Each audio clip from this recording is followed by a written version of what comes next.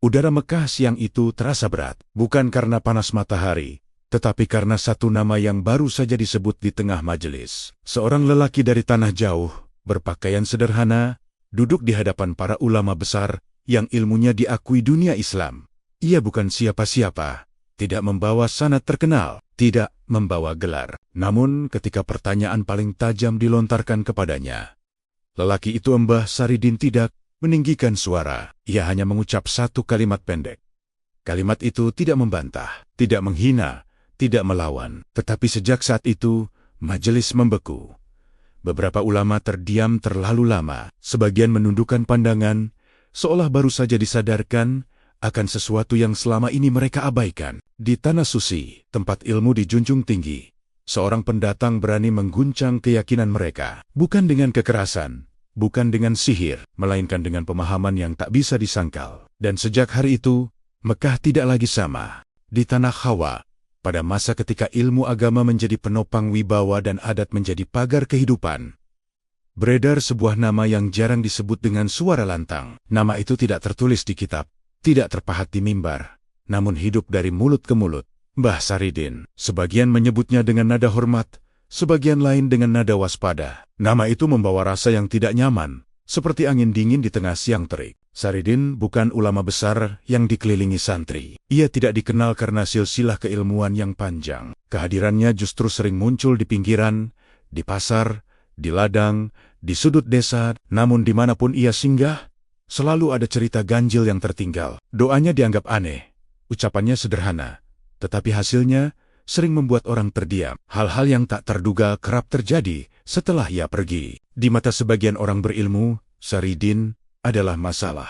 Ia tidak tunduk pada bentuk-bentuk formal. Ia berani berbicara langsung tentang hakikat iman tanpa lapisan istilah rumit. Bagi mereka yang menjaga kemurnian ajaran melalui aturan dan tata cara, sikap Saridin dianggap berbahaya. Ia dinilai terlalu bebas, terlalu berani, dan terlalu sulit dikendalikan. Namun bagi rakyat kecil, Saridin berbeda. Ia hadir tanpa jarak, tidak menggurui, tidak meninggikan diri. Ketika ia berbicara tentang Tuhan, kata-katanya terasa dekat, seolah iman bukan sesuatu yang jauh dan menakutkan. Dari situlah kekhawatiran mulai tumbuh. Bukan karena ia mengajarkan kesesatan, tetapi karena pengaruhnya bergerak tanpa izin dan tanpa pagar. Bisik-bisik pun menyebar. Ada yang mengatakan Saridin memiliki karomah. Ada yang menuduhnya hanya pembuat kehebohan. Semakin banyak yang membicarakan, semakin sulit membedakan kebenaran dan prasangka.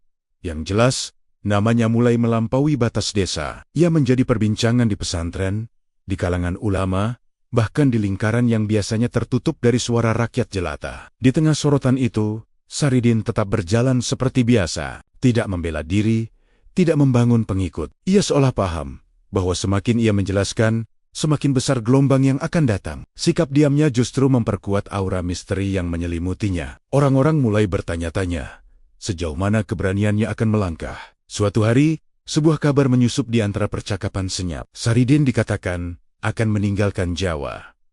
Tujuannya bukan sembarang tempat. Ia akan menuju tanah suci, Mekah. Bukan sebagai penuntut ilmu, melainkan sebagai seseorang yang membawa keyakinan yang telah ditempa jalan panjang. Kabar itu mengejutkan banyak pihak. Bagi para ulama, Mekah adalah pusat, tempat di mana ilmu diuji, bukan dibantah.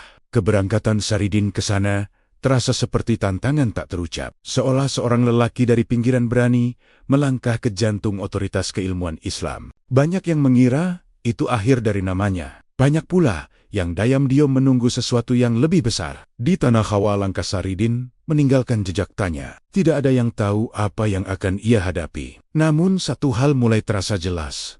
Perjalanan ini bukan perjalanan biasa, bukan sekadar ibadah, bukan sekadar pengembaraan. Ini adalah awal dari sebuah benturan antara ilmu yang dibanggakan dan pemahaman yang lahir dari keberanian. Sejarah pun mulai bergerak. Kepergian Saridin dari satu tempat ke tempat lain selalu meninggalkan pertanyaan. Tidak ada pengumuman, tidak ada murid tetap, tidak ada majelis resmi. Namun setiap langkahnya seperti menarik benang halus yang tak terlihat. Orang-orang yang pernah bertemu dengannya membawa pulang cerita yang sulit dijelaskan dengan logika, tetapi terlalu nyata untuk diabaikan. Ilmu yang dimiliki Mbah Saridin tidak lahir dari bangku pengajian yang panjang. Ia tidak tumbuh dari hafalan kitab tebal atau perdebatan istilah.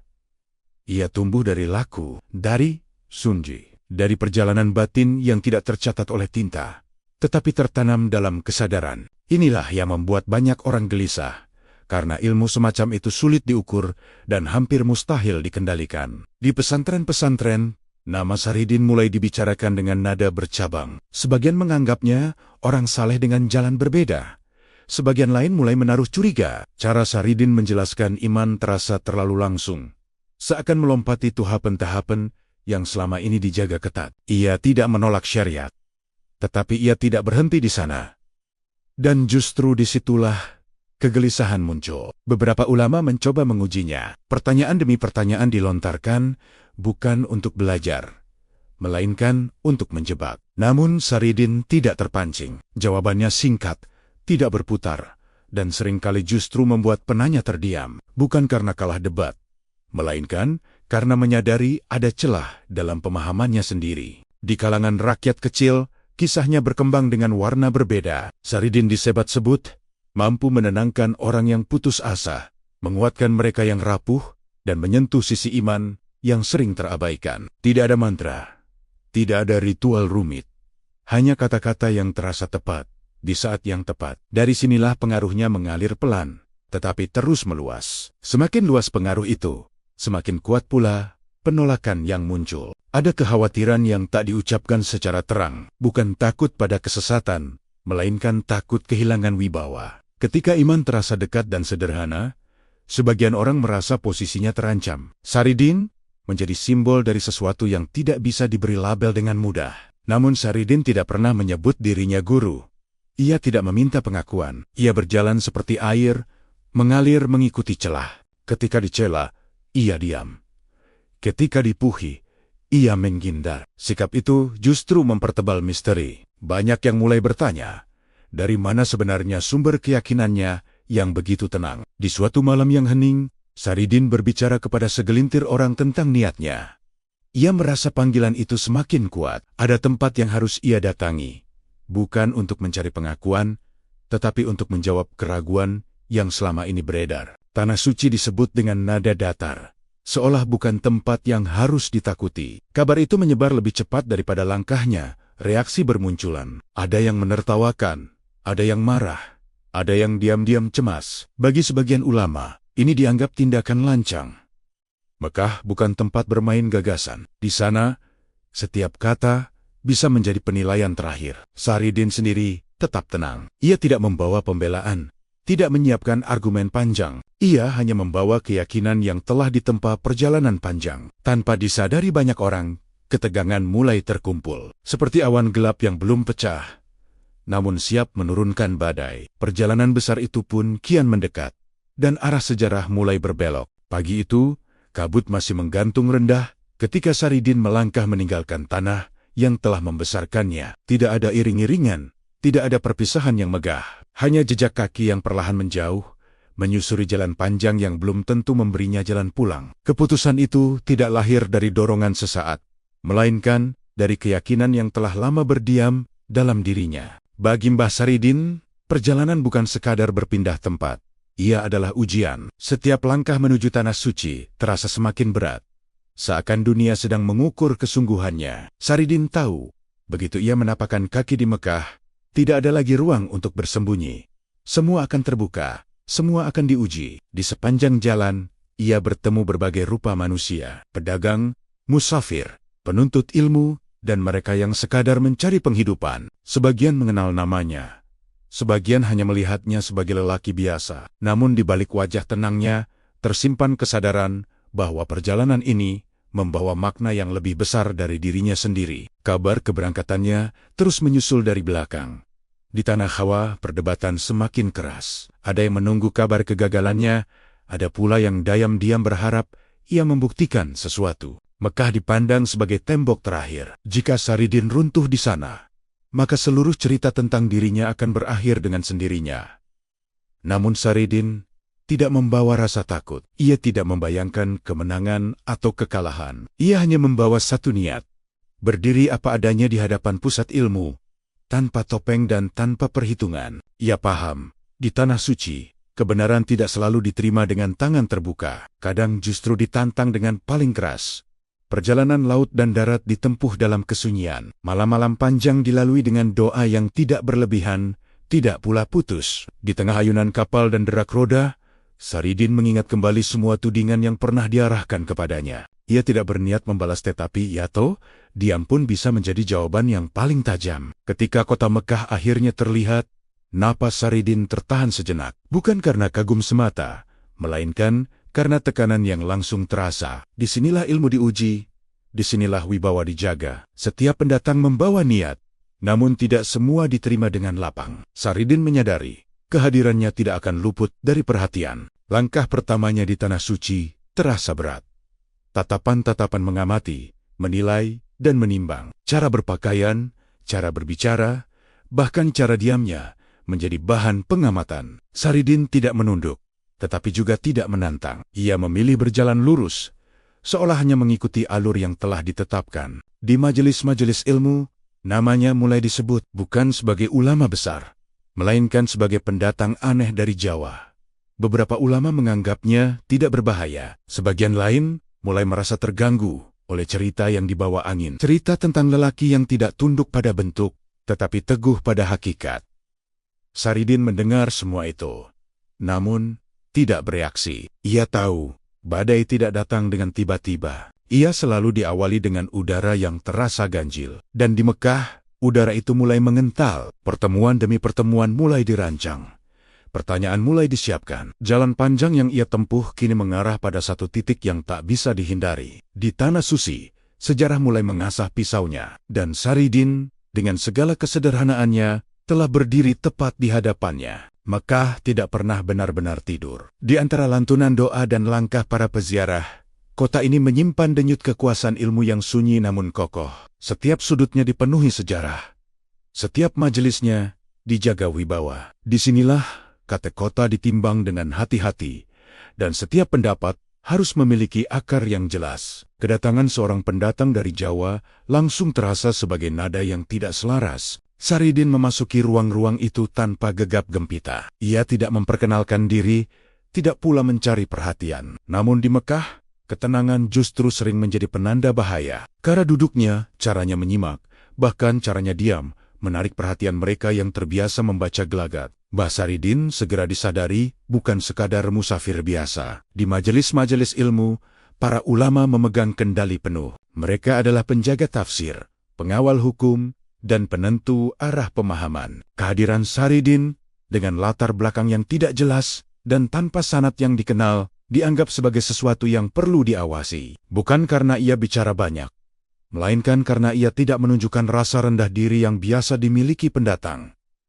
Bisik-bisik mulai beredar. Ada yang menyebutnya orang bodoh yang tersesat. Ada pula yang mengingat cerita-cerita ganjil dari Jawa tentang jawabannya yang sederhana namun menohok. Cerita itu menyusup ke telinga para ulama, menimbulkan rasa penasaran bercampur curiga. Mekah tidak menolak orang asing, tetapi tidak memberi ruang bagi mereka yang dianggap merusak tatanan. Saridin menyadari suasana itu.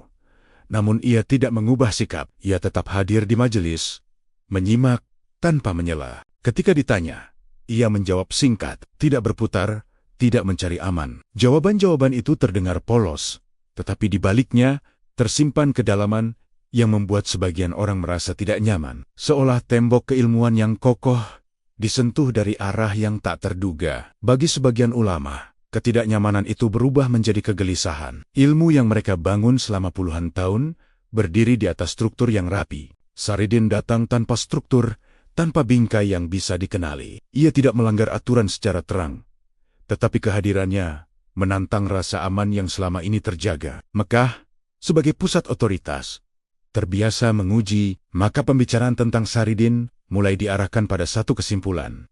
Ia harus diuji secara terbuka. Hikaya benar, biarlah terlihat. Hikaya keliru, biarlah runtuh di hadapan semua orang. Dengan cara itu, wibawa Mekah akan tetap terjaga. Sementara itu, Saridin merasakan tekanan yang semakin mengental. Tatapan menjadi lebih tajam. Pertanyaan mulai disusun bukan untuk mencari pemahaman, melainkan untuk menemukan celah. Ia paham, ini bukan lagi sekadar perjalanan spiritual. Ini adalah benturan antara cara memandang iman dan cara mempertahankan kekuasaan ilmu. Di malam hari Mekah kembali sunyi.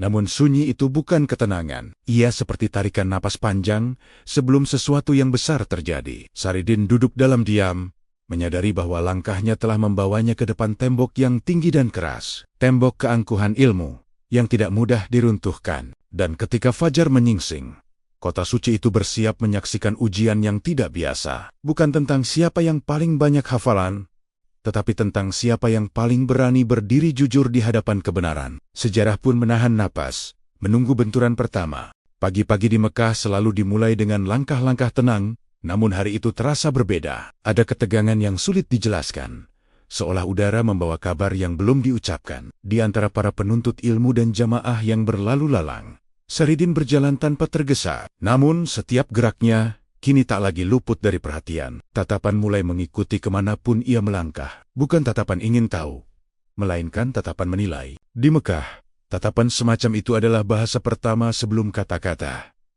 Mbah Saridin memahami pesan itu. Ia telah masuk ke ruang di mana setiap kesalahan, sekecil apapun, bisa berubah menjadi penghakiman. Di majelis ilmu, suasana semakin terasa kaku. Pertanyaan yang sebelumnya bersifat umum, kini diarahkan dengan tajam. Bukan lagi untuk menguji pemahaman, tetapi untuk mengukur batas keberanian. Saridin menjawab seperti biasa, singkat dan jujur. Tidak menunduk, tidak menantang. Justru sikap itulah yang memancing kegelisahan.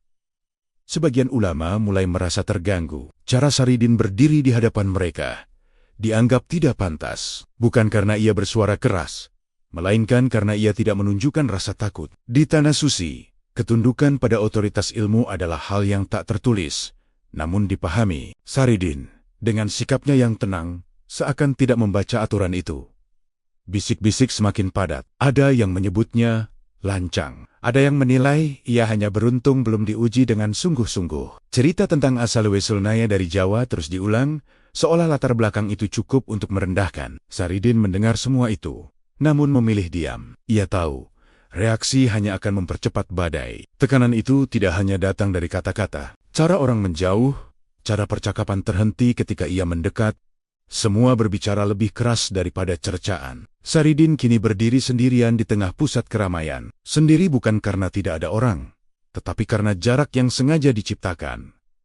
Di balik semua itu, ada kegelisahan yang lebih dalam. Para ulama menyadari, Saridin tidak mudah dipatahkan dengan ejekan. Ia tidak terpancing, tidak pula berusaha membela diri. Sikap itu justru menimbulkan kecurigaan, seolah ia menyimpan sesuatu yang belum dikeluarkan, sesuatu yang bisa mengguncang lebih jauh. Pembicaraan rahasia mulai terjadi. Nama Saridin disebut dalam nada serius. Keputusan perlahan dibentuk. Jika ia dibiarkan, pengaruhnya bisa tumbuh tanpa kendali. Jika ia diuji terlalu cepat, hasilnya bisa berbalik arah. Maka dipilihlah jalan yang dianggap paling aman, menunggunya bicara di tempat yang tidak bisa ia hindari. Sementara itu, Saridin merasakan perubahan arah. Tatapan yang semula dingin, kini terasa lebih berat, lebih terfokus. Ia memahami, waktu pengamatan telah hampir selesai. Ujian sesungguhnya sedang dipersiapkan. Bukan ujian kecil yang bisa dilalui dengan jawaban singkat, melainkan ujian yang akan membuka seluruh dirinya di hadapan Mekah. Malam kembali turun. Saridin duduk dalam diam, menyadari bahwa perjalanan batinnya telah memasuki fase genting. Tidak ada lagi ruang untuk sekadar menjadi pendengar. Tatapan-tatapan itu telah berubah menjadi undangan, sekaligus ancaman. Mekah sedang menyiapkan panggungnya, dan di balik tembok-tembok suci itu, sebuah majelis besar mulai direncanakan. Tatapan yang menghakimi akan segera berubah menjadi suara yang menuntut jawaban. Sejarah pun bersiap melangkah ke babak berikutnya. Lebih tajam, lebih berbahaya, dan tak mungkin ditarik kembali. Majelis itu akhirnya digelar tanpa pengumuman besar. Tidak ada seruan resmi, tidak pula undangan terbuka. Namun, kabarnya menyebar cepat, seperti bara yang ditiup angin. Para penuntut ilmu berdatangan, para ulama mengambil tempat terbaik, dan di antara mereka semua, satu nama menjadi pusat perhatian. Saridin akan berbicara. Ruang majelis terasa padat oleh harapan dan kecurigaan. Di Mekah, majelis bukan sekadar tempat bertukar ilmu, tetapi panggung penentuan wibawa. Siapa yang berdiri di sana harus siap ditimbang dan dijatuhkan. Ketika Mbah Saridin melangkah masuk, beberapa kepala menoleh bersamaan. Sunyi menyebar, seolah semua napas ditahan serentak. Saridin duduk tanpa banyak gerak. Wajahnya tenang, matanya lurus, tidak ada tanda ingin menonjol.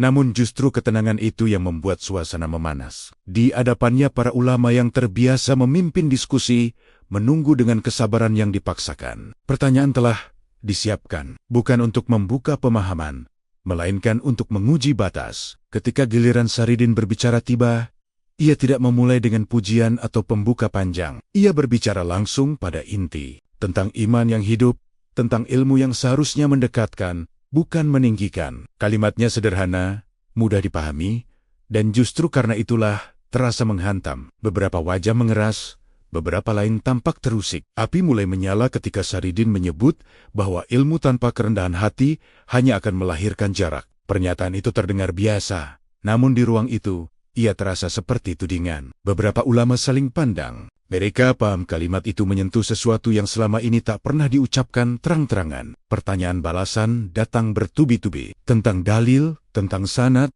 tentang batas antara laku dan syariat. Saridin menjawab satu persatu. Tidak tergesa, tidak menghindar. Ia tidak mengutip banyak nama, tidak pula menyusun argumen rumit. Ia berbicara dari pemahaman yang utuh. Seolah semua pertanyaan itu telah lama ia renungkan. Majelis semakin panas. Suara-suara mulai meninggi, bukan dari Saridin, tetapi dari mereka yang merasa terganggu. Setiap jawaban yang tidak bisa dipatahkan menambah bara di dada. Di titik ini, perdebatan tak lagi murni soal ilmu. Ia berubah menjadi soal harga diri dan posisi. Namun Saridin tidak terpancing. Ketika suara meninggi, ia justru memperlambat ucapannya. Setiap kata diucapkan dengan tenang, seolah ingin memastikan semua orang mendengar dan memahami. Sikap itu membuat suasana semakin tegang, bukan karena keributan, melainkan karena tidak ada celah untuk menyerang. Sebagian hadirin mulai merasakan sesuatu yang ganjil. Mereka datang dengan niat menyaksikan seorang pendatang diuji, namun yang terjadi justru sebaliknya. Majelis itu berubah menjadi cermin besar, memantulkan kembali setiap pertanyaan kepada penanyanya sendiri. Dan tidak semua orang siap menatap pantulan itu. Ketika majelis usai, tidak ada kesimpulan resmi, tidak ada pemenang yang diumumkan. Namun semua orang tahu, sesuatu telah bergeser. Api kecil telah menyala di jantung Mekah. Saridin berdiri, memberi salam singkat, lalu pergi tanpa menoleh. Di belakangnya, bisik-bisik kembali menyala, kali ini dengan nada yang berbeda. Majelis itu tidak meruntuhkan siapapun, tetapi ia telah membakar ketenangan yang selama ini dijaga. Dan di Mekah, ketika ketenangan runtuh, badai biasanya tidak lama datang. Api yang tersisa dari majelis sebelumnya belum padam, justru menjalar ke ruang-ruang yang lebih sempit dan lebih berbahaya. Di Mekah, kegelisahan tidak selalu disuarakan keras. Ia bergerak melalui bisikan, melalui pertemuan tertutup, melalui keputusan yang diambil tanpa saksi. Nama Saridin kini disebut bukan lagi dengan nada meremehkan, melainkan dengan perhitungan. Para ulama menyadari satu hal penting. Pendatang dari Jawa itu tidak bisa dijatuhkan dengan debat biasa. Ia tidak terjebak oleh pertanyaan teknis, tidak pula terguncang oleh tekanan sosial. Setiap kali dicoba dipersempit, jawabannya justru melebar, menyentuh akar persoalan yang selama ini dihindari. Maka diputuskan, ujian berikutnya harus bersifat terbuka dan menentukan. Kabar tentang tantangan itu menyebar cepat. Sebuah majelis besar akan digelar, dihadiri tokoh-tokoh utama. Tidak ada lagi ruang untuk ambigu. Di sana, Saridin akan diminta menjelaskan hakikat ilmu dan iman di hadapan mereka yang selama ini dianggap penjaganya. Jika ia gagal, maka seluruh pengaruhnya akan runtuh seketika. Jika ia berhasil, dampaknya akan jauh lebih besar. Saridin mendengar kabar itu tanpa perubahan wajah. Mbah Saridin tidak meminta waktu, tidak pula mengajukan syarat. Ia hanya mengangguk pelan. Sikap itu membuat sebagian orang semakin yakin bahwa ia sedang melangkah menuju kehancurannya sendiri. Di Mekah, tantangan terbuka bukan sekadar ujian ilmu, melainkan pengadilan tak tertulis. Hari demi hari menjelang majelis itu terasa semakin berat. Orang-orang mulai memilih posisi. Ada yang datang karena ingin melihat Saridin dijatuhkan. Ada pula yang diam-diam berharap menyaksikan sesuatu yang belum pernah terjadi. Mekah, yang biasanya terjaga oleh keseimbangan, kini terasa miring oleh ekspektasi yang bertumpuk. Di tengah hiruk-pikuk itu, Saridin justru semakin jarang terlihat. Ia mengurangi kehadiran di majelis kecil, memilih menyendiri di waktu-waktu tertentu, bukan untuk menghindar, melainkan untuk menenangkan diri. Ia paham, tantangan yang akan datang bukan soal kecerdasan, tetapi soal keberanian berdiri jujur di hadapan banyak mata. Para ulama yang terlibat dalam tantangan itu menyiapkan pertanyaan dengan cermat. Mereka menyusun kerangka, memilih dalil, dan menentukan arah. Ini bukan lagi diskusi. Ini adalah upaya memastikan bahwa batas antara laku dan otoritas tidak dilanggar oleh seorang pendatang tanpa legitimasi resmi. Namun, di balik persiapan rapi itu, ada kegelisahan yang tidak terucap. Beberapa dari mereka mengingat kembali jawaban-jawaban Saridin sebelumnya. Kesederhanaannya justru membuat sulit ditebak. Ia tidak bermain di medan yang biasa, dan itu membuat siapapun yang terbiasa menguasai medan menjadi gelisah. Malam sebelum majelis besar tiba dengan sunyi yang ganjil. Mekah terasa lebih senyap dari biasanya. Doa-doa dilantunkan, namun tidak semuanya lahir dari ketenangan. Sebagian berasal dari kecemasan akan kemungkinan yang tak diinginkan. Saridin duduk sendiri, tidak terlihat mempersiapkan apapun selain kesadaran yang utuh. Ketika fajar menyingsing, tantangan itu tak lagi bisa dihindari. Semua telah bergerak menuju satu titik. Majelis besar akan menjadi panggung penentuan tidak hanya bagi Saridin, tetapi bagi banyak orang yang selama ini merasa aman di balik tembok keilmuan. Di tanah suci, hari itu tidak menjanjikan kemenangan bagi siapapun. Ia hanya menjanjikan pengungkapan, dan seringkali itulah yang paling ditakuti manusia. Mekah memasuki malam dengan wajah yang berbeda. Lampu-lampu tetap menyala, doa-doa tetap mengalun. Namun di balik itu semua, ada ketegangan yang sulit disembunyikan. Kabar tentang majelis besar esok hari telah menyebar ke setiap sudut. Orang-orang berbicara dengan suara lebih pelan, seolah takut kata-kata mereka ikut dipanggil menjadi saksi. Di ruang-ruang tertutup, para ulama kembali mengulang rencana. Pertanyaan diperhalus, kemungkinan disusun, risiko diperhitungkan. Tidak ada yang ingin kecolongan. Tantangan yang telah dilempar tidak boleh berbalik menjadi bumerang. Di tanah suci, kehilangan wibawa berarti kehilangan segalanya. Sebagian dari mereka berusaha meyakinkan diri bahwa hasilnya sudah dapat ditebak. Seorang pendatang tanpa sanad terkenal, tanpa murid besar, tidak mungkin bertahan lama di hadapan otoritas Mekah. Namun keyakinan itu terasa rapuh. Terlalu banyak cerita tentang ketenangan Saridin, terlalu banyak saksi tentang jawabannya yang sulit dipatahkan. Di sisi lain kota, Saridin duduk dalam kesunyian. Mbah Saridin tidak terlihat sibuk menyusun argumen atau menghafal dalil. Ia tidak mengulang-ulang kata yang akan diucapkan. Malam itu ia justru membiarkan pikirannya jernih, seolah ingin berdiri tanpa beban apapun keesokan hari. Kesunyian itu bukan tanpa gejolak. Saridin menyadari sepenuhnya posisi yang sedang ia hadapi. Satu langkah keliru bisa membuatnya dianggap sesat. Satu kalimat yang salah bisa menutup seluruh perjalanan hidupnya. Namun di balik kesadaran itu, ada ketenangan yang tidak goyah. Ia telah menerima apapun hasilnya sejak awal melangkah ke Mekah. Di luar, orang-orang mulai berdatangan dari berbagai penjuru. Mereka ingin memastikan tempat duduk, ingin berada dekat dengan pusat peristiwa. Ada yang datang dengan niat menyaksikan kejatuhan. Ada pula yang datang membawa harap diam-diam. Mekah malam itu seperti menahan napas, menunggu waktu bergerak lebih cepat. Beberapa ulama muda terlihat gelisah. Mereka menyadari bahwa apa yang akan terjadi bukan sekadar ujian satu orang. Ini adalah ujian cara pandang. Jika Saridin runtuh, tatanan akan tetap utuh. Jika ia bertahan, maka pertanyaan besar akan muncul, dan tidak semua siap menjawabnya. Malam semakin larut, doa-doa panjang dilantunkan, namun maknanya berlapis. Ada doa untuk kemenangan, ada doa untuk perlindungan, dan ada doa agar kebenaran, apapun bentuknya, tidak benar-benar terungkap. Karena kebenaran seringkali menuntut perubahan, dan perubahan selalu menakutkan. Saridin bangkit dari duduknya saat fajar hampir menyentuh cakrawala. Ia tidak menunjukkan tanda lelah atau ragu. Wajahnya tetap sama seperti hari-hari sebelumnya, seolah malam penuh tekanan itu tidak meninggalkan bekas apapun. Ia tahu, ketenangan bukan berarti tanpa risiko, melainkan kesiapan menerima apapun yang datang. Ketika azan pertama berkumandang, Mekah perlahan terbangun. Hari penentuan telah tiba. Tidak ada lagi ruang untuk spekulasi. Semua mata akan tertuju pada satu majelis, satu tantangan, dan satu nama yang kini menggema lebih keras dari sebelumnya. Di antara dinding-dinding suci itu, badai telah terbentuk sempurna. Malam telah berlalu, dan fajar membawa janji benturan yang tidak bisa dihindari. Sejarah pun bersiap mencatat apa yang akan terjadi, tanpa belas kasihan, tanpa pilih kasih. Pagi itu, Mekah terasa lebih padat dari biasanya. Langkah-langkah manusia berbaur dengan detak jantung yang tak terdengar. Majelis besar telah dipenuhi orang sejak awal hari. Tidak ada suara gaduh, namun ketegangan menggantung jelas di udara. Semua paham, apa yang akan terjadi hari ini bukan sekadar diskusi, melainkan penentuan arah.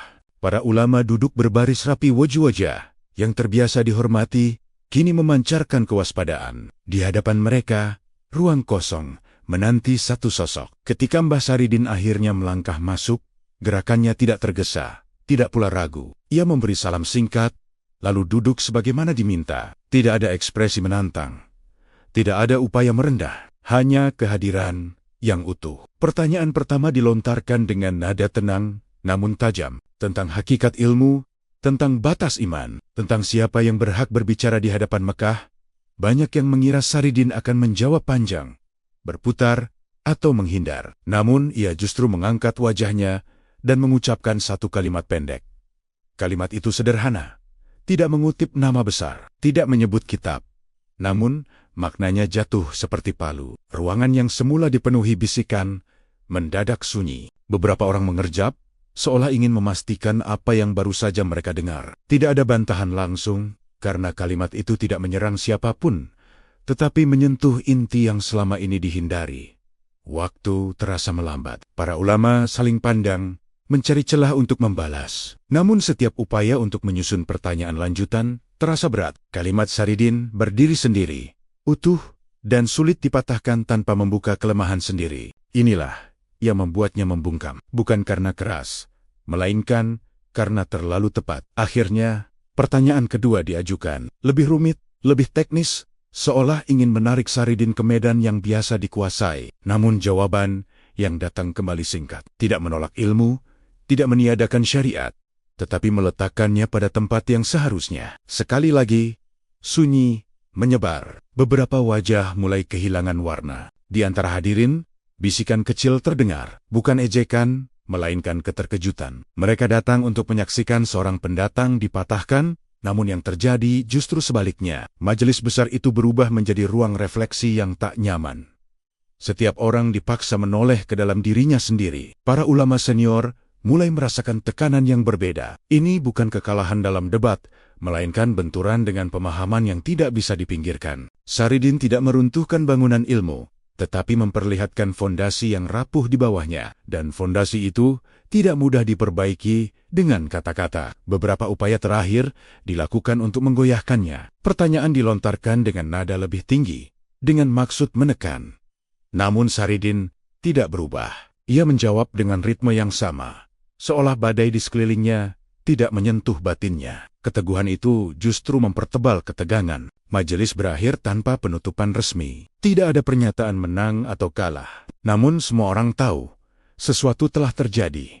Sesuatu yang tidak bisa ditarik kembali. Di tanah suci di hadapan otoritas ilmu, satu kalimat pendek telah membungkam banyak suara. Ketika Saridin berdiri dan melangkah pergi, tidak ada yang menghalangi. Beberapa ulama menunduk, sebagian lain tetap diam. Mekah menyaksikan momen langka, ketika kekuasaan kata kota runtuh oleh kesederhanaan makna. Dan sejak detik itu, arah cerita berubah, membawa semua orang menuju fase yang jauh lebih genting. Keheningan setelah majelis itu terasa lebih berat daripada perdebatan panjang. Orang-orang keluar dengan langkah tertahan, seolah masih membawa gema kalimat yang baru saja mereka dengar. Tidak ada sorak, tidak ada gumaman kemenangan. Yang tersisa hanyalah rasa tidak nyaman yang menempel di dada, terutama bagi mereka yang selama ini merasa berdiri di puncak. Para ulama kembali ke lingkaran masing-masing dengan wajah tertutup. Di ruang-ruang tertutup, pembicaraan dilanjutkan dengan nada yang lebih rendah, namun lebih tajam. Bukan lagi tentang Saridin semata, melainkan tentang apa yang telah ia singkapkan. Kalimat pendek itu terus diulang, diputar, dicari celahnya. Namun semakin dicari, Semakin terasa bahwa yang tersentuh bukan argumen, melainkan harga diri. Sebagian mencoba menenangkan diri dengan menyebut Saridin beruntung. Beruntung karena menjawab dengan cara yang tidak bisa langsung diserang. Beruntung karena majelis tidak berlanjut lebih jauh. Namun, keyakinan itu rapuh. Mereka tahu, jika hanya soal keberuntungan, kegelisahan ini tidak akan sedalam ini. Di sisi lain, Mbah Saridin berjalan melewati lorong-lorong Mekah dengan langkah yang sama seperti sebelumnya. Tidak ada perubahan pada sikapnya. Ia tidak menoleh ke belakang, tidak pula mencari pengakuan. Bagi Saridin, apa yang terjadi di majelis hanyalah satu titik dalam perjalanan panjang. Namun ia menyadari, titik itu telah mengguncang banyak hal. Pertanyaan baru mulai muncul, bukan lagi dari hadirin, tetapi dari dalam diri para ulama sendiri. Apakah selama ini ilmu dijaga untuk mendekatkan manusia pada kebenaran,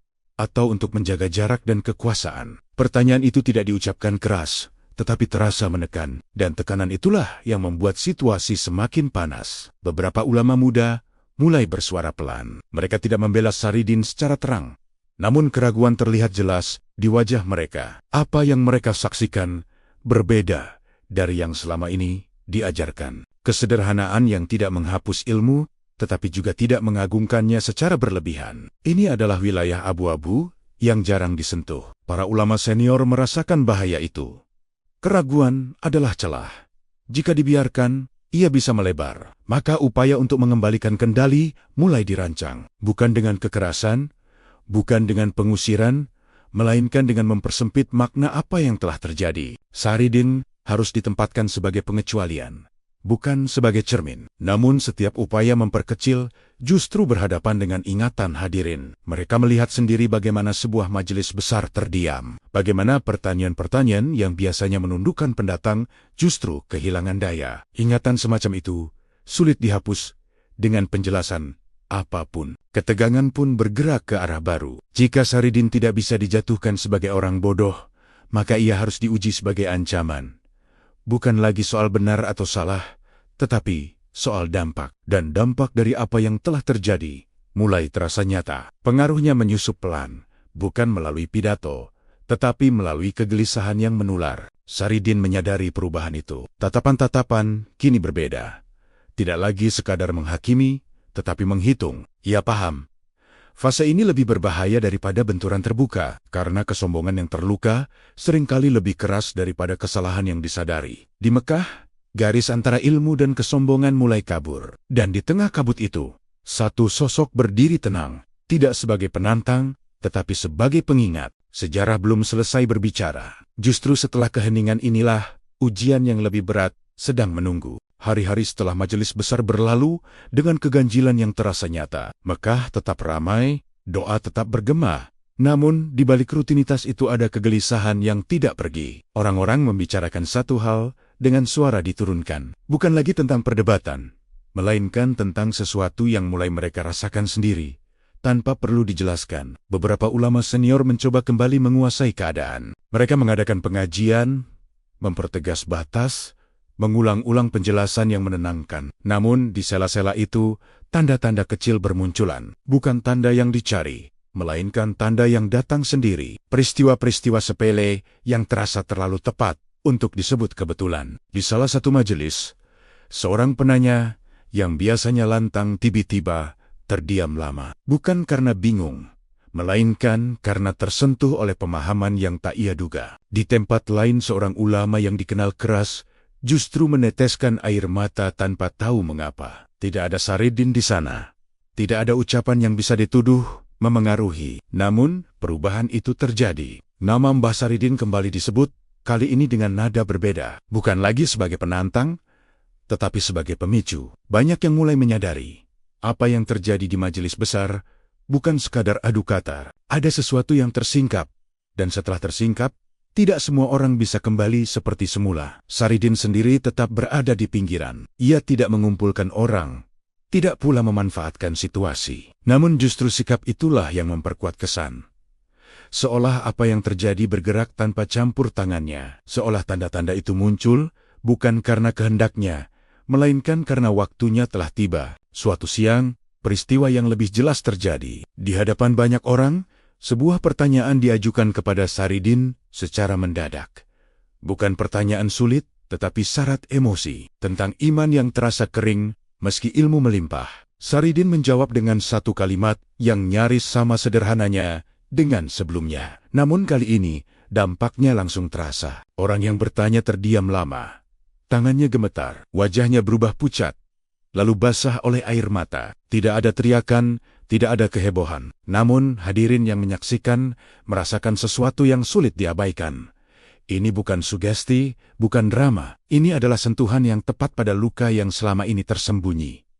Kabar peristiwa itu menyebar cepat. Tidak bisa ditahan, tidak bisa dibantah. Beberapa ulama mencoba meredamnya dengan penjelasan rasional. Namun semakin dijelaskan, semakin banyak yang justru ingin menyaksikan sendiri. Mekah kembali dipenuhi bisikan.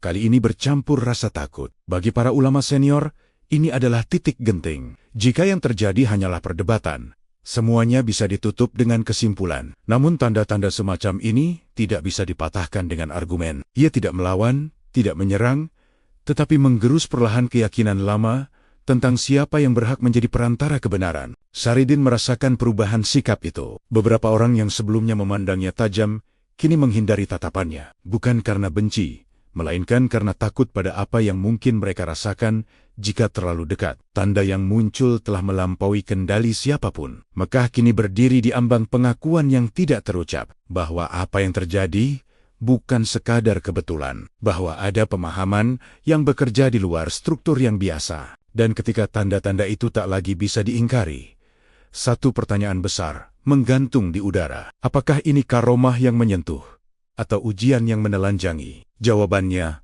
semakin dekat, dan jalan menuju titik paling menentukan kini terbuka lebar, tanpa bisa ditutup kembali. Hari itu, Mekah tidak bergemuruh oleh suara perdebatan. Justru keheningan yang mendominasi. Setelah tanda-tanda yang tak terbantahkan muncul satu demi satu, para ulama tidak lagi terburu-buru bicara. Mereka berjalan lebih pelan, berbicara lebih singkat, dan berpikir lebih lama. Seolah kota suci itu sendiri sedang memaksa setiap orang menatap ke dalam dirinya.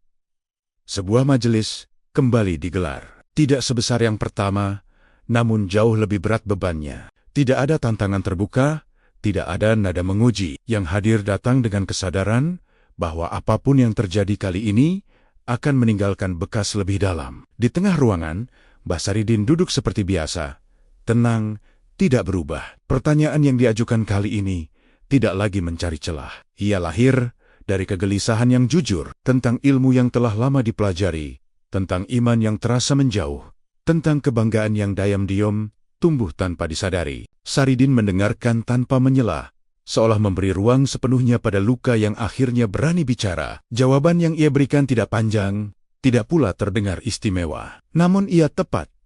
Ia tidak menggurui, tidak menghakimi. Ia hanya menempatkan segala sesuatu kembali pada ukurannya. Ilmu sebagai jalan, bukan singgasana. Iman sebagai cahaya, bukan alat pembeda. Kalimat itu mengalir tanpa tekanan, namun menghantam lebih keras daripada bantahan. Beberapa ulama terdiam lama, bukan karena tidak punya jawaban, melainkan karena untuk pertama kalinya mereka tidak ingin membalas. Ada momen singkat ketika satu persatu menyadari apa yang selama ini dijaga dengan keras justru telah menjauhkan mereka dari kerendahan. Kesadaran itu datang tanpa paksaan, tanpa ancaman. Lalu sesuatu yang jarang terlihat terjadi. Seorang ulama senior menundukkan kepala, tidak dramatis, tidak disertai kata-kata. Namun gerakan kecil itu mengguncang ruangan. Yang lain menyusul, bukan karena tekanan, tetapi karena kejujuran yang tiba-tiba terasa tak bisa ditahan. Ini bukan penyerahan kalah, melainkan pengakuan batas. Tidak ada sorak, tidak ada air mata berlebihan.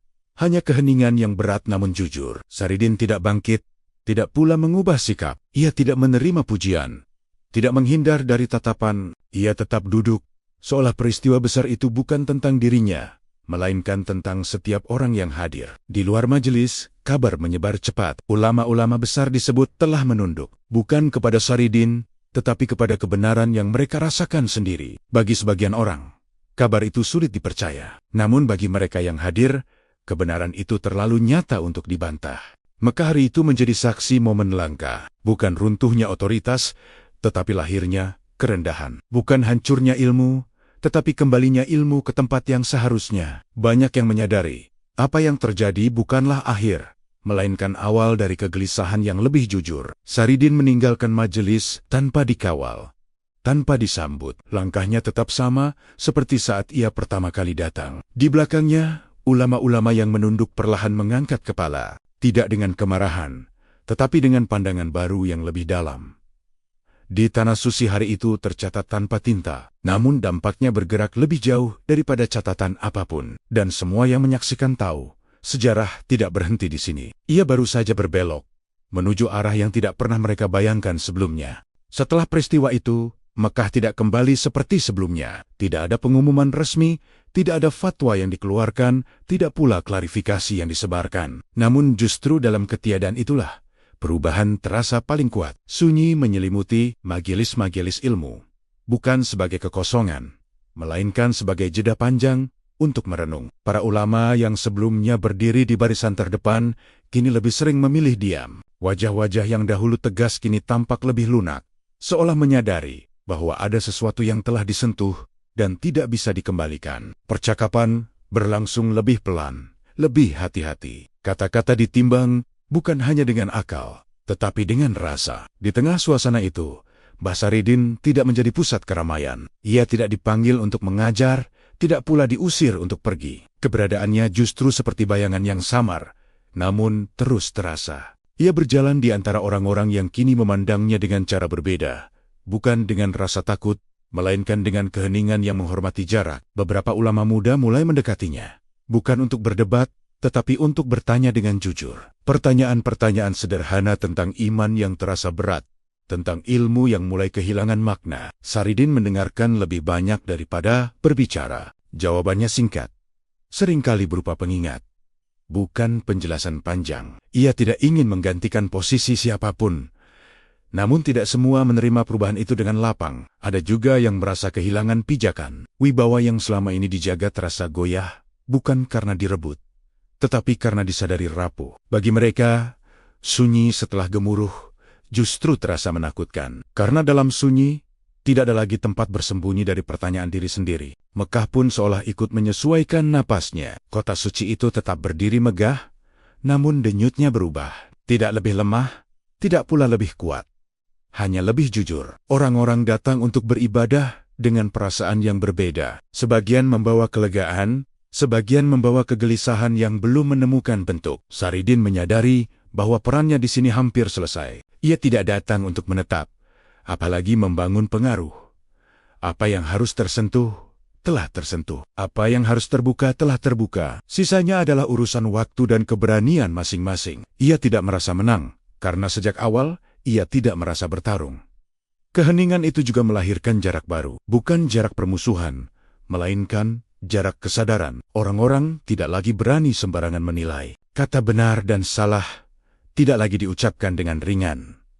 Semua terasa lebih berat, lebih bertanggung jawab, dan itu membuat Mekah menjadi tempat yang lebih sunyi, tetapi juga lebih dalam. Di suatu sore, Saridin duduk memandang langit yang perlahan berubah warna. Tidak ada pengiring, tidak ada yang meminta restu. Ia tampak seperti musafir biasa, sama seperti saat pertama kali datang. Namun di balik kesederhanaan itu, ia tahu bahwa jejaknya tidak akan hilang begitu saja. Sunyi setelah gemuruh bukanlah penutup. Ia adalah ruang kosong yang menunggu diisi, dan apapun yang akan tumbuh setelah ini tidak lagi sama dengan sebelumnya. Sejarah telah bergerak satu langkah ke depan, meninggalkan suara keras di belakangnya, dan membawa manusia masuk ke wilayah yang lebih jujur, namun juga lebih menantang. Hari-hari setelah sunyi itu berjalan perlahan, seolah Mekah sengaja memperpanjang jeda. Tidak ada gejolak besar, tidak pula pernyataan yang mengikat. Namun di balik ketenangan, pertanyaan terus berputar. Apa yang sebenarnya terjadi? Apakah itu karomah yang menyentuh, atau ujian yang menelanjangi manusia dari dalam? Sebagian orang mulai memberi nama pada peristiwa itu. Karomah, kata mereka, karena apa yang terjadi melampaui nalar dan struktur. Namun yang lain menolak label itu. Mereka menyebutnya ujian, karena yang disentuh bukan keajaiban lahiriah, melainkan batin yang selama ini tersembunyi. Dua pandangan itu hidup berdampingan, tanpa pernah benar-benar bertemu. Di tengah perdebatan senyap itu, Mbah Saridin tetap pada jalurnya. Ia tidak mengklaim apapun. Ketika disebut wali, ia diam. Ketika dicurigai, ia juga diam. Sikap itu membuat sebagian orang frustrasi.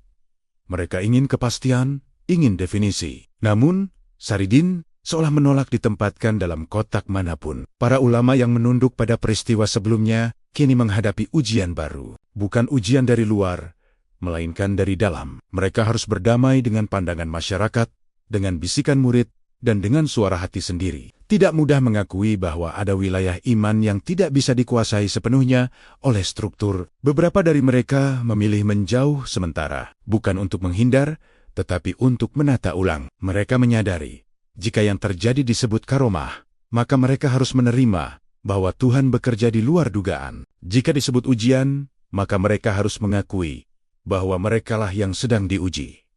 Keduanya sama-sama berat. Di kalangan jamaah, cerita berkembang dengan warna yang lebih emosional. Ada yang merasa imannya kembali hidup. Ada pula yang merasa terusik, bahkan marah. Tidak semua orang siap disentuh pada titik terdalam. Bagi sebagian ketenangan Saridin justru terasa seperti cermin yang terlalu jujur. Saridin melihat semua itu tanpa campur tangan. Ia tidak berusaha meluruskan narasi, tidak pula memperbaiki kesalahpahaman. Ia paham, setiap orang akan menangkap peristiwa sesuai kesiapan masing-masing. Memaksakan makna justru akan mengaburkan pesan yang telah sampai. Namun tekanan itu perlahan mengarah kembali kepadanya. Pertanyaan mulai muncul. Bukan tentang apa yang terjadi, tetapi tentang apa yang akan ia lakukan selanjutnya. Apakah ia akan tinggal? Apakah ia akan berbicara lebih banyak? Apakah ia akan memanfaatkan momentum? Pertanyaan-pertanyaan itu tidak pernah ia jawab secara langsung. Dalam satu kesempatan, Saridin hanya berkata singkat kepada seseorang yang mendekat dengan penuh rasa ingin tahu bahwa yang penting bukan apa yang terlihat, tetapi apa yang berubah setelahnya. Kalimat itu terdengar sederhana. Namun, bagi yang mendengar, ia terasa seperti penutup sekaligus pembuka. Mekah perlahan menyadari, apa yang terjadi bukan peristiwa yang bisa diselesaikan dengan kesimpulan. Ia lebih mirip benih. Ada yang tumbuh menjadi ketenangan, ada yang tumbuh menjadi kegelisahan, dan benih itu kini telah menyebar, tanpa bisa ditarik kembali. Karomah atau ujian, dua kata itu terus bergema, namun mungkin keduanya benar pada waktu yang sama. Dan di tengah kebingungan itu, Saridin mulai mempersiapkan langkah berikutnya, bukan untuk membuktikan apapun, melainkan untuk kembali ke tempat asalnya. Sejarah belum menutup halaman ini. Ia hanya menandai satu bagian dengan tinta tipis, lalu membiarkan angin membalikkan halaman berikutnya. Apa yang akan dibawa pulang oleh Saridin, dan apa yang akan tertinggal di Mekah, segera menjadi bab yang tak kalah menentukan. Keputusan itu diambil tanpa pengumuman. Tidak ada majelis perpisahan, tidak ada nasihat terakhir. Suatu pagi, Saridin terlihat bersiap seperti musafir biasa. Langkahnya ringan, namun arah tujuannya jelas. Ia akan meninggalkan Mekah, membawa pulang sesuatu yang tidak terlihat, tetapi terasa berat di dada banyak orang. Kabar kepulangannya menyebar pelan, tidak menimbulkan kegemparan, namun cukup untuk membuat sebagian orang terdiam lebih lama. Beberapa ulama memilih tidak menemuinya, bukan karena marah, melainkan karena belum siap menghadapi perasaan yang muncul setiap kali berhadapan dengannya. Yang lain hanya memberi salam singkat, dengan tatapan yang tak lagi sama seperti sebelumnya. Bagi Mbah Saridin, kepulangan ini bukan pelarian. Ia tidak meninggalkan Mekah karena tekanan, juga bukan karena kemenangan. Ia pergi karena merasa tugasnya telah selesai. Apa yang harus disentuh, telah tersentuh. Sisanya bukan lagi wilayahnya untuk campur tangan. Perjalanan pulang terasa lebih sunyi daripada perjalanan datang. Tidak ada harapan besar, tidak pula bayangan kegagalan. Saridin berjalan dengan kesadaran bahwa apa yang terjadi di Tanah Suci tidak akan tinggal di sana. Ia akan bergerak, mengikuti orang-orang yang menyaksikan, mengikuti cerita yang dibawa pulang, mengikuti perubahan kecil yang perlahan tumbuh. Di sepanjang perjalanan, ia kembali menjadi sosok sederhana. Tidak ada yang mengenalinya sebagai tokoh yang mengguncang majelis Mekah.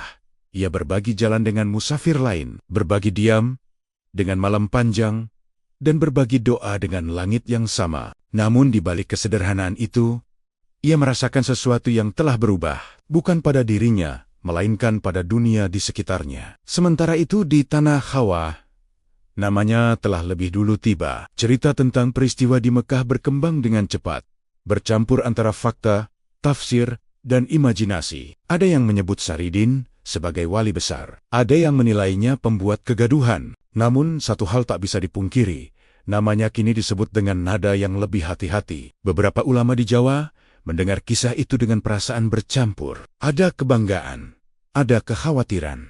Apa yang terjadi di Mekah bukan perkara kecil. Ia menyentuh wilayah sensitif tentang otoritas dan cara beriman. Dan kini, gema itu mulai terasa di tanah sendiri. Ketika Saridin akhirnya menginjakkan kaki kembali di Jawa, tidak ada penyambutan besar. Ia kembali ke tempat-tempat yang familiar, pasar, ladang, sudut desa.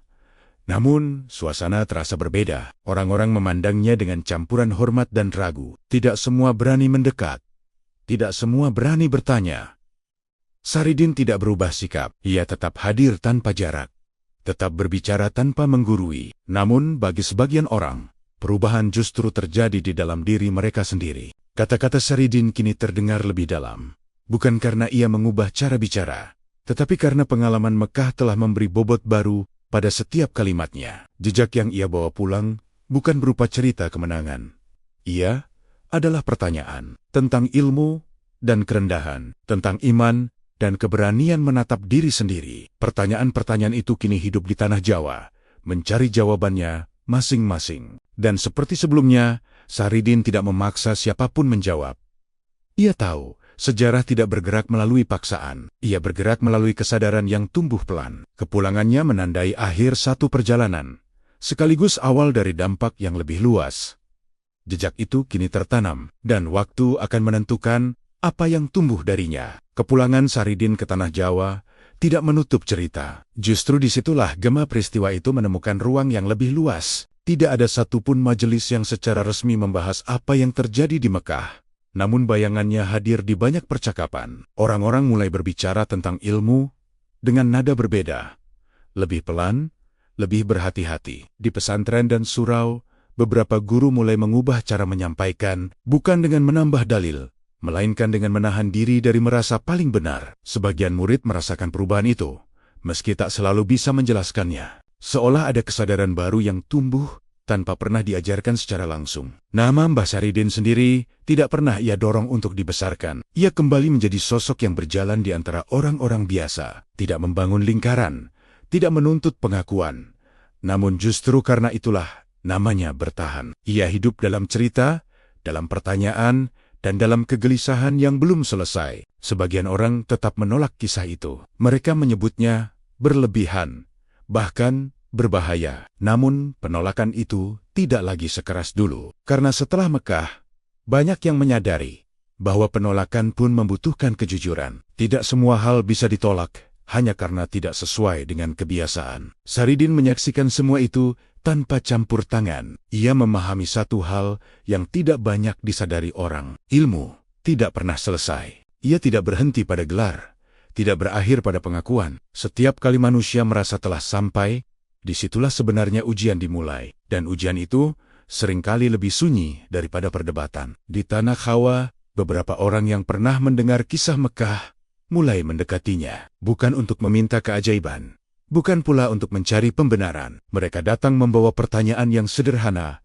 namun berat. Saridin tidak selalu menjawab. Kadang ia hanya diam, membiarkan pertanyaan itu bekerja sendiri di dalam diri penanyanya. Waktu berlalu, dan cerita tentang Mekah perlahan berubah bentuk. Ia tidak lagi diceritakan sebagai peristiwa besar yang mengguncang ulama. Ia menjelma menjadi pengingat kecil tentang batas manusia, tentang bagaimana ilmu bisa menjadi cahaya, atau justru menjadi tembok, tergantung pada cara menjaganya. Bagi sebagian ulama, kisah itu menjadi luka yang perlahan sembuh. Bagi yang lain, ia menjadi awal dari kerendahan yang baru.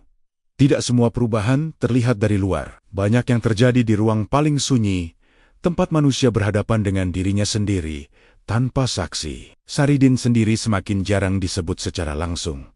Namun pengaruhnya justru terasa lebih luas. Bukan karena ajarannya menyebar, melainkan karena cara pandangnya menular. Ia mengajarkan tanpa mengajar, menggugah tanpa mengguncang, dan meninggalkan jejak tanpa memaksa orang mengikuti. Sejarah seringkali dipahami sebagai rangkaian peristiwa besar. Namun kisah ini bergerak dengan cara berbeda. Ia tidak menutup dengan kemenangan, tidak pula dengan kekalahan. Ia berhenti di tengah jalan, meninggalkan ruang kosong yang harus diisi oleh kesadaran masing-masing. Ilmu yang tidak pernah selesai itulah warisan sesungguhnya, bukan milik Saridin, bukan milik ulama, melainkan milik siapapun yang berani terus belajar tanpa merasa paling sampai. Dan selama manusia masih mencari, kisah ini tidak pernah benar-benar berakhir.